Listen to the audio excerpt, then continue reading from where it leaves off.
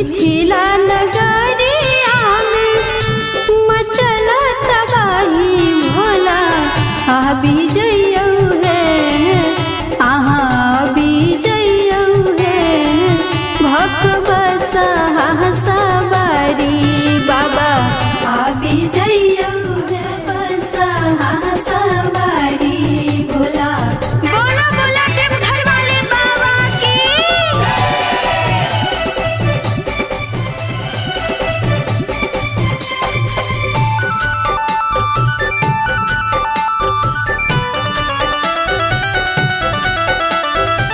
बोला बोला डमरू वाले बाबा की।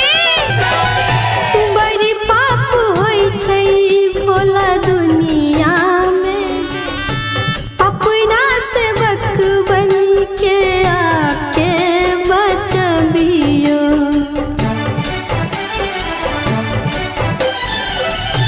बड़ी पाप होई छै भोला दुनिया में देखियो अपना से आके बचबियो। भंगिया के छोरी आहाँ सबके उबारू बाबा भंगिया के छोरी भोला सबके बचाबू आहाँ अभी जइयौ है बाबा अभी जइयौ है भक्तबसा सवारी भोला अभी जइयौ है भक्तबसा सवारी अभी जइयौ है भक्तबसा सवारी भोला। प्रेम से बोलिए बाबा नीलकंठ की।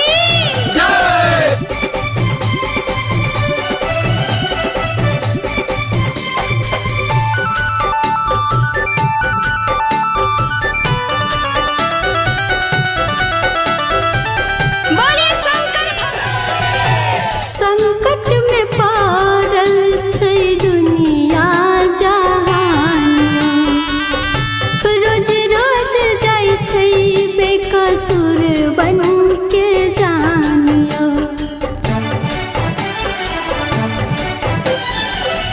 संकट में पड़ल छै दुनिया जहान रोज रोज जाइ छै बेकसूर बन के जानियो।